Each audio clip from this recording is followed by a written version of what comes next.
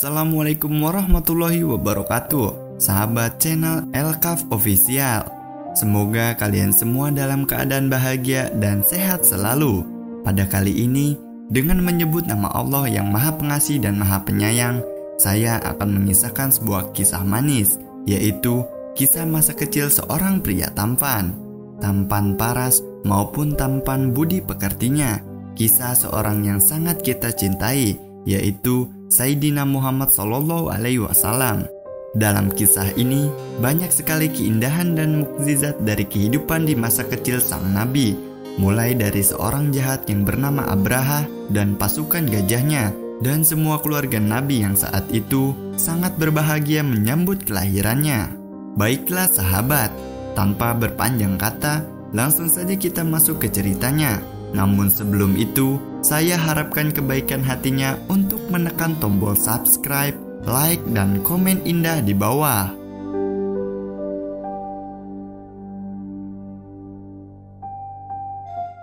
Di suatu hari di kota Mekah, pada tahun 573 Masehi, atau saat itu disebut juga dengan tahun gajah, ketika itu ada seorang raja jahat dari Yaman yang bernama Abraha. Penamaan tahun gajah diambil dari peristiwa Abraha dengan pasukan gajahnya. Ia ingin menyerang kota Mekah dan menghancurkan Ka'bah. Di sini dijelaskan, ada beberapa alasan yang membuat Abraha ingin menghancurkan Ka'bah. Dia ingin membangun gereja megah di San'a yang akan diberi nama Al-Qolis, dengan harapan akan menjadi tempat ibadah haji terbesar di Arab yang menyaingi Mekah. Abraha pun langsung menghiasi rumah sucinya dengan sangat indah dan menarik, dengan harapan orang-orang Arab mau datang dan berziarah ke sana. Namun, orang-orang Arab tersebut hanya mau berziarah ke Mekah, dan mereka juga menganggap kalau ziarah mereka tidak akan sah jika tidak ke Ka'bah. Lalu, Abraha menjadi murka, dan ia pun mengambil keputusan untuk menyerang Mekah. Saat pasukannya sudah dalam perjalanan, Abraha pun berjalan paling depan dengan menaiki seekor gajah besar. Suku Quraisy yang saat itu dipimpin oleh Abdul Muthalib tidak akan melakukan perlawanan karena mereka sadar Abraha bukanlah lawan yang seimbang untuk dilawan. Kita kembali ke Abraha. Ia mengirim seorang utusan dan memberi pesan kepada warga Mekah. Ia mengatakan jika dirinya tidak ingin berperang dengan warga Mekah, ia ke situ hanya ingin menghancurkan Ka'bah. Jika warga Mekah tidak menghalangi, maka tidak akan ada darah di sana. Lalu kemudian Abdul Muthalib mendatangi kemah Abraha. Ia ke sana ingin meminta 200 ekor untanya yang dirampas oleh Abraha ketika mereka dalam perjalanan ke Mekah. Mendengar perkataan Abdul Muthalib, Abraha menjadi kecewa. Ia merasa bahwa Abdul Muthalib ingin melindungi Ka'bah, namun Abdul Muthalib menyangkalnya. Ia mengatakan, "Aku hanya ingin meminta unta-untaku, bukan untuk melindungi Ka'bah, karena unta-unta itu adalah milikku, sedangkan Ka'bah biar pemiliknya saja yang akan melindunginya." Singkat cerita, Abdul Muthalib memerintahkan penduduk Mekah untuk pergi ke lereng-lereng bukit agar bisa menghindari pasukan Abraha, sambil mencari tempat untuk menyaksikan apa yang akan terjadi di kota mereka pada esok hari. Karena memang penduduk Mekah pergi ke lereng-lereng bukit untuk menghindari pasukan Abraha. Di situ Abraha berpikir jika dia saat itu akan sangat mudah untuk menghancurkan Ka'bah. Saat Abraha sedang sangat percaya diri bersama pasukan besarnya, tiba-tiba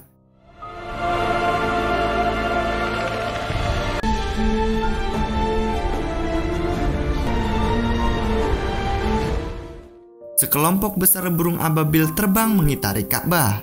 Gerombolan burung itu ingin melindungi Ka'bah dan juga ingin menyerang pasukan Abraha. Gajah yang ada di barisan terdepan diarahkan oleh pemandunya, namun sang gajah malah terduduk. Unais, sang komandan pasukan Abraha, memberikan komando kepada panduannya agar sang gajah mau bangun. Pasukan Abraha berusaha sebisanya agar gajah itu mau bangun, termasuk memukul kepalanya dengan besi. Sang gajah berontak, dan saat itulah Allah Subhanahu wa Ta'ala memerintahkan burung ababil untuk menyerang pasukan jahat Abraha tersebut.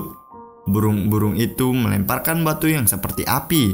Ketika mengenai pasukan Abraha, tubuh mereka menjadi membusuk. Ada yang secara cepat, ada juga yang dengan cara perlahan. Banyak sekali pasukan yang mati di sana, termasuk Abraha. Ia meregang nyawa terkena panasnya batu api yang dikirimkan burung-burung ababil tersebut, dalam keadaan membusuk di tempat. Banyak juga pasukan Abraha yang mencoba kabur dari sana, namun tetap saja mereka mati di perjalanan sebelum mereka sampai. Di sisi lain, kegagalan pasukan Abraha menyerang Mekah membuat kaum Quraisy semakin dikagumi di Jazirah Arab. Tuhan mengabulkan doa mereka agar melindungi Ka'bah. Sedikit dijelaskan, sebelum peristiwa tahun gajah tersebut, ada peristiwa lain yang akan merubah sejarah bangsa Arab dan juga kaum Quraisy. Peristiwa tersebut tak lain adalah pernikahan putra Abdul Muthalib yang bernama Abdullah dengan seorang wanita bernama Aminah binti Wahab. Ketika pasukan gajah Abraha menyerang Mekah, Abdullah sedang tak berada di Mekah. Ia saat itu sedang pergi meninggalkan Aminah di Mekah untuk berdagang di Palestina dan Suriah. Perjalanannya pun memakan waktu yang panjang. Dalam perjalanan pulang ke Mekah, Abdullah singgah dan menginap di rumah neneknya di Yathrib. Tapi di sana, Abdullah jatuh sakit. Kemudian Abdul Muthalib mengutus putra sulungnya yaitu Harits untuk menjemput Abdullah di Yathrib dan membawanya pulang ke Mekah apabila Abdullah sudah sembuh. Namun, kabar duka yang diterima Harits, ternyata Abdullah sudah meninggal di Yathrib dan malah sudah dikuburkan di sana. Duka yang mendalam harus dirasakan oleh Aminah. Dalam waktu pernikahan yang singkat, ia harus kehilangan sang suami tercinta. Dalam kesedihannya itu, Aminah bersabar sambil menunggu sang buah hatinya bersama Abdullah. Prediksi kelahiran Nabi Agung Muhammad SAW sebagai penutup para nabi telah disebutkan sebelum beliau lahir. Kitab-kitab agama terdahulu telah menyebutkan akan kelahiran sang nabi penutup para nabi yang membawa ajaran kenabian dari Allah Subhanahu wa Ta'ala. Kitab-kitab yang dimaksud adalah kitab yang pengikutnya dinyatakan Allah di dalam Al-Quran sebagai ahli kitab atau kitab kaum Yahudi dan Nasrani.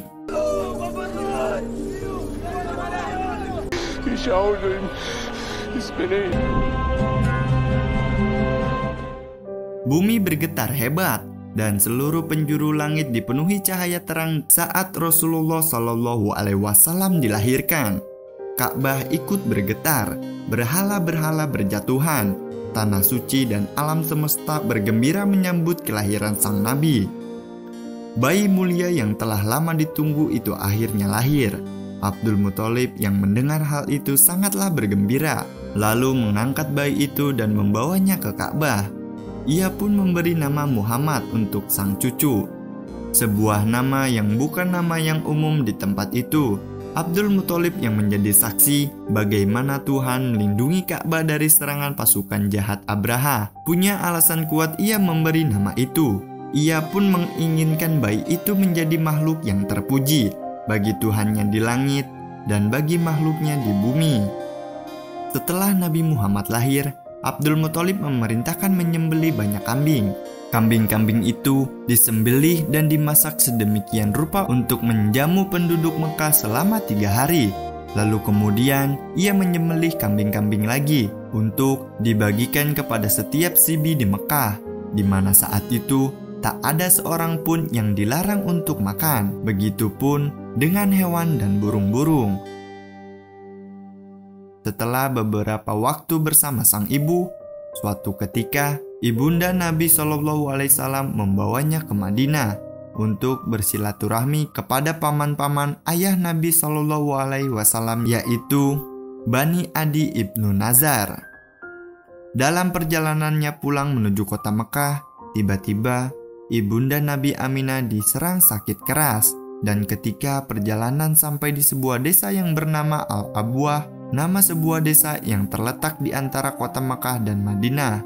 Di situ, ibunda Nabi Muhammad SAW akhirnya meninggal dunia dan dimakamkan di tempat tersebut. Lalu selanjutnya, sang nabi yang masih berumur 6 tahun diasuh oleh Ummu Aiman dan tentu saja di bawah tanggungan sang kakek Abdul Muthalib. Abdul Muthalib sangat sayang kepada Rasulullah SAW. Hal seperti ini belum pernah dirasakan kepada anak-anaknya yang lain, karena memang dalam diri sang nabi telah diketahui berbagai tanda-tanda yang agung dan peristiwa suci yang akan terjadi di masa yang akan datang. Kecintaan sang kakek teramat besar kepada baginda Nabi SAW. Namun sayang, 2 tahun kemudian kakek sang nabi pun harus meninggal dunia. Sang nabi pun harus merelakan ditinggal oleh kakeknya yang turut membesarkannya. Setelah kepergian kakeknya, sang nabi kecil pun kemudian diasuh oleh pamannya, yaitu Abu Thalib. Meskipun menjalani hidup yang fakir dan sulit dalam ekonomi, Abdul Thalib dikenal sebagai orang yang sangat dermawan. Ia adalah orang yang rajin berbagi dan bersedekah kepada sesama. Abu Thalib pun mengasuh Nabi Muhammad SAW dengan penuh kasih sayang dan perhatian. Karena yang dimiliki Abu Thalib sangat sedikit, karena adanya sang Nabi, akhirnya Allah Subhanahu wa Ta'ala pun melimpahkan keberkahan harta kepadanya. Selama diasuh oleh Abu Thalib, Muhammad SAW adalah pribadi yang paling baik. Dia bersifat qanaah dan jauh daripada perbuatan-perbuatan rendah yang tak berguna, yang memang biasa dilakukan oleh anak-anak yang seusia dengannya. Ketika Abu Thalib sedang melakukan perjalanan dagang menuju Syam, di perjalanan tiba-tiba ia merasa rindu dengan keponakannya dan ia berpikir ingin membawanya ke Syam. Abu Thalib berkata, "Sungguh aku ingin sekali mengajaknya pergi. Ia tak boleh berpisah dariku dan aku tak akan pernah meninggalkannya." Dan akhirnya mereka pun pergi bersama menuju Syam. Ketika mereka sampai di Busro, mereka pun kemudian bertemu seorang rahib Nasrani yang sedang berada di kuilnya. Ia bernama Bukhairah. Sebelumnya para khalifah banyak yang berdatangan ke kuilnya, namun ia tak pernah mengatakan apa-apa. Tapi ketika rombongan Abu Thalib yang datang mendekati kuilnya, sang rahib pun membuat makanan yang banyak untuk mereka. Hal ini dikarenakan sesuatu yang telah ia lihat dari dalam kuilnya. Ia mengatakan bahwa ia sedang melihat utusan Allah sedang berada di atas tunggangan, dan di situ juga terdapat awan yang terus menaunginya dari panas matahari, padahal ia berada di antara banyak orang. Kemudian rombongan Abu Thalib tiba dan lalu mereka turun dari dekat sebuah pohon, dan ternyata awan itu pun juga ikut menaungi pohon tersebut. Bahkan ranting-ranting pohon tersebut terlihat merunduk ke arah Rasulullah SAW. Ketika Bukhairah melihat hal itu, ia pun turun dari kuilnya dan mengutus seorang untuk menemui mereka. Sesampai di depan rombongan, sang pembawa pesan mengatakan, "Aku telah membuat makanan dan minuman untuk kalian, wahai orang-orang Quraisy, dan aku sangat senang jika kalian semua bisa hadir dalam perjamuan ini. Semua rombongan kalian, baik dari yang besar, yang kecil, bahkan hamba sahaya pun aku harap bisa menghadirinya." Setelah mengobrol sebentar, akhirnya Abu Thalib menerima dan menghadiri jamuan tersebut. Di sana, ketika Bukhairah melihat Muhammad, ia merasa ada sesuatu yang berbeda. Ia amati tubuhnya dan ia menemukan sebuah tanda. Dan setelah mengetahui tanda-tanda itu, Bukhairah akhirnya menemui Abu Thalib. Bukhairah bertanya apa hubungan Abu Thalib dengan anak itu. Abu Thalib pun menjawab bahwa anak itu adalah anaknya. Bukhairah yang mengetahuinya tentu saja membantahnya dan mengatakan, seharusnya anak itu tak memiliki ayah yang masih hidup. Dan lalu akhirnya Abu Thalib pun mengatakan bahwa anak itu adalah keponakannya, dan mengatakan bahwa ayahnya telah meninggal ketika anak itu masih berada di dalam kandungan ibunya yang merupakan saudaraku. Bukhairah mengatakan, bawalah pulang anak itu dan jagalah ia dari orang-orang Yahudi. Demi Allah, jika mereka melihatnya dan mengetahui tanda-tanda itu sepertiku, maka mereka akan menyakitinya, dan putra saudaramu ini akan mengemban sebuah tugas yang sangat agung. Abu Thalib lalu membawa pulang Muhammad kembali ke Mekah. Singkat cerita, pada masa kenabian, Abu Thalib sangat gigih membela Rasulullah SAW. Dengan kekuatannya, ia membela Nabi Muhammad dari kejahatan orang kafir Quraisy. Suatu beban berat yang tidak pernah dipikul oleh paman-paman dan keluarga kerabat Nabi Muhammad yang lain. Ketika orang-orang kafir Quraisy sudah tak kuasa membendung dakwah Nabi Muhammad SAW dan sudah tak berdaya melawan Abu Thalib agar menghentikan perlindungan dan pembelaan kepada Rasulullah. Lalu, tokoh-tokoh mereka melakukan pemboikotan total terhadap semua orang Bani Hashim dan Bani Abdul Muthalib. Dengan semangat baja, mereka semua menghadapi pemboikotan di bidang ekonomi dan sosial. Selama kurang lebih 3 tahun, mereka harus menahan penderitaan dan menahan kelaparan akibat ulah kafir Quraisy dan demi melindungi sang Nabi.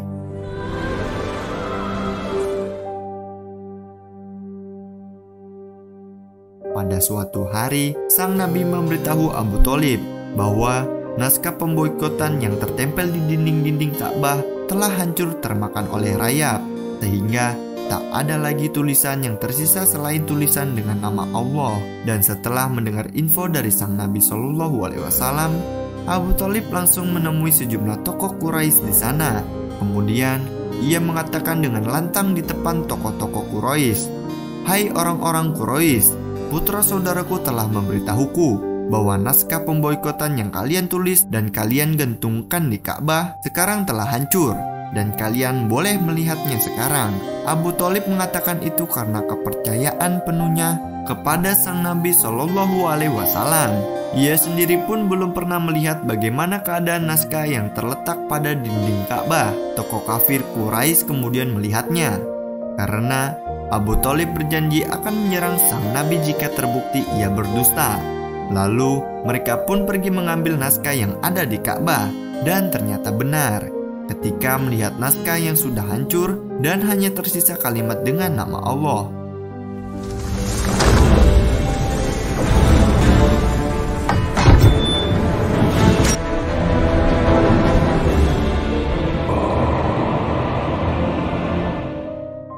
Tokoh-tokoh kafir Quraisy menjadi lemas dan tak berdaya. Dan lalu mereka mengumumkan pemberhentian pemboikotan di hari itu juga.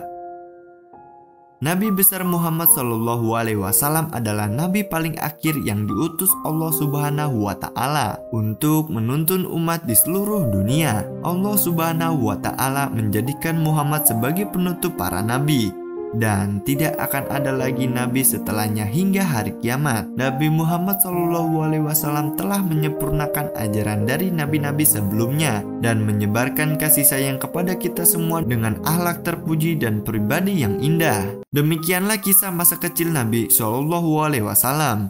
Mohon maaf atas segala kekurangan dalam menceritakan kebahagiaan, keberkahan, serta kasih sayang Allah Subhanahu wa Ta'ala mudah-mudahan selalu tercurahkan kepada kalian yang telah menontonnya hingga akhir. Dan kita ketemu lagi di kisah selanjutnya. Billahi taufik wal hidayah. Assalamualaikum warahmatullahi wabarakatuh.